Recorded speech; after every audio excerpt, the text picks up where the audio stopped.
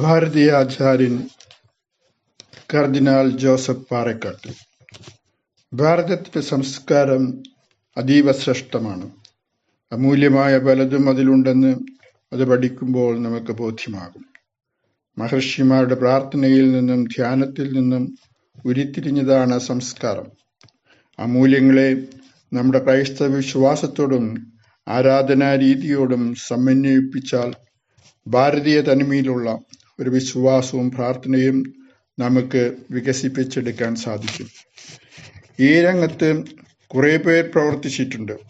അവരിൽ അഗ്രഗണ്യനാണ് ആചാര്യൻ കർദിനാൾ ജോസഫ് പാറേക്കാട്ടിൽ. അദ്ദേഹത്തിന്റെ ജനനം 1912 എറണാകുളം ഡിസ്ട്രിക്റ്റിൽ കിടങ്ങൂർ എന്ന പ്രദേശത്തായിരുന്നു. വൈദിക പഠനം ശ്രീലങ്കയിലെ അന്നത്തെ കാൻഡി സെമിനാരിയിൽ. അവിടെ നിന്നും അഗസ്തീനോസിന്റെ ദൈവശാസ്ത്ര വീക്ഷണത്തിൽ അദ്ദേഹം ഡോക്ടറേറ്റ് സമ്പാദിച്ചു. വൈദിക ജീവിതത്തിൽ അദ്ദേഹത്തിന്റെ രംഗപ്രവേശനം എറണാകുളത്ത് നിന്നും പ്രസിദ്ധീകരിക്കുന്ന സത്യദീപം ആഴ്ചപ്പതിപ്പിന്റെ എഡിറ്റർ എന്ന നിലയിലായിരുന്നു. 1956 മുതൽ 1984 വരെ അദ്ദേഹം എറണാകുളം ആർച്ച് ഡയോസിസിന്റെ മെത്രാപ്പോലീത്തയായിരുന്നു. ആ അവസരത്തിൽ 1969 സീറോ മലബാർ സഭയുടെ ആദ്യത്തെ കർദിനാളായി അദ്ദേഹം ഉയർത്തപ്പെട്ടു. 1962 മുതൽ 1965 വരെ കത്തോലിക്ക സഭയിൽ രണ്ടാം വത്തിക്കാൻ കൗൺസിലിന്റെ കാലഘട്ടമായിരുന്നു. രണ്ടാം വത്തിക്കാൻ കൗൺസിൽ സഭയിലാകമാനം ഒരു നവീകരണത്തിന്റെ അന്തരീക്ഷം സൃഷ്ടിച്ചു. ദിവംഗതനായ ജോൺ 23 മാർപ്പാപ്പ ആഹ്വാനം ചെയ്തു, സഭയുടെ വാതിലുകൾ തുറന്നിടുക, അതിലേക്ക് ശുദ്ധവായു പ്രവേശിക്കട്ടെ. സംസ്കാരമൂല്യമുള്ള ജന്മനാടിന്റെ മണമുള്ള ആരാധനാ രീതികൾ ഉടലെടുക്കണം. കൗൺസിലിന്റെ ലിറ്റർജിയെ സംബന്ധിച്ചുള്ള പ്രമാണരേഖയിൽ ഇതിടം പിടിച്ചു. കൗൺസിലിന് ശേഷം 1969 ബാംഗ്ലൂരിൽ ചർച്ച് ഇൻ ഇന്ത്യ ടുഡേ എന്നൊരു വലിയ സെമിനാർ സംഘടിപ്പിക്കപ്പെട്ടു. വത്തിക്കാൻ കൗൺസിലിൽ പൂർണ്ണമായും പങ്കുകൊണ്ട കർദിനാൾ പാറേക്കാട്ടിലായിരുന്നു അതിന്റെ സംഘാടകൻ. അതിലാണ് ഭാരതീയ പൂജ ആദ്യമായി അർപ്പിക്കപ്പെട്ടത്. ധർമാറാം കോളേജിലെ ബഹുമാനപ്പെട്ട father Sylvester, father Vineeth Vadakkethala, father Louis Maliyekkal എന്നീ അച്ഛന്മാരാണ് ഇതിന് നേതൃത്വം നൽകിയത്. കർദിനാൾ പാറേക്കാട്ടിൽ അതിനെ അങ്ങേയറ്റം പ്രശംസിച്ചു. ഭാരതത്തിന്റെ പൈതൃകത്തിലുള്ള ലിറ്റർജി എല്ലാവരും, പ്രത്യേകിച്ച് മിഷൻ ഡയോസിസുകൾക്ക് അത് വലിയ പ്രതീക്ഷ നൽകി.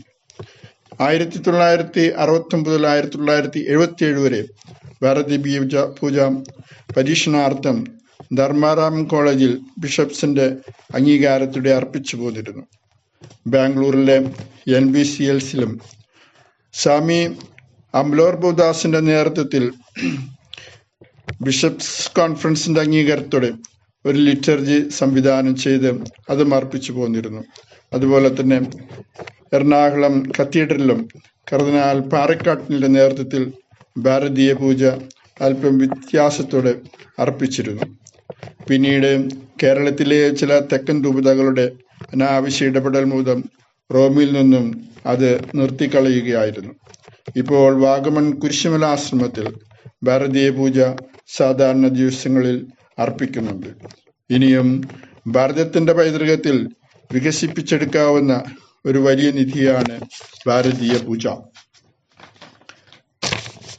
കർദിനാൾ പാറേക്കാട്ടിലിന്റെ മറ്റൊരു വലിയ സംഭാവനയാണ് എറണാകുളം കലാഭവൻ. ഒരുപാട് സംഗീതജ്ഞരെയും അഭിനേതാക്കളെയും കലാഭവൻ വളർത്തി വലുതാക്കിയിട്ടുണ്ട്. പത്മഭൂഷൺ യേശുദാസ്, മഹാകവി ശ്രീ ശങ്കരക്കുറുപ്പ് എന്നിവർ കലാഭവന്റെ വലിയ അഭ്യുദയകാംക്ഷികളായിരുന്നു. അതിനും പുറമെ സീറോ മലബാർ കുർബാന 1968 പൂർണ്ണമായി മലയാളത്തിൽ വന്നപ്പോൾ അതിലെ പ്രാർത്ഥനകൾക്കും ഗാനങ്ങൾക്കും ബഹുമാനപ്പെട്ട ആബേൽ CMI അച്ഛന്റെ നേതൃത്വത്തിൽ കലാഭവൻ വലിയ സംഭാവനകൾ നൽകിയിട്ടുണ്ട്. ഫാദർ ആബേൽ CMI ദീർഘകാലം കലാഭവന്റെ ഡയറക്ടറായിരുന്നു. അങ്ങനെ സീറോ മലബാർ സഭയ്ക്ക് കഴിഞ്ഞ നൂറ്റാണ്ടിന്റെ രണ്ടാം പകുതിയിൽ വലിയ സംഭാവനകൾ നൽകി നമ്മിൽ നിന്നും കടന്നുപോയ ഒരു വലിയ വ്യക്തിത്വത്തിന്റെ ഉടമയാണ് കർദിനാൾ ജോസഫ് പാറക്കാട്ടിൽ. ഭാരതത്തിന്റെ തനിമയിൽ നമ്മുടെ വിശ്വാസവും ആരാധനയും വളർത്തുവാനായിട്ട് അദ്ദേഹം അക്ഷീണം പരിശ്രമിച്ചിട്ടുണ്ട്. വന്യഗുരു നമോ ആഗം.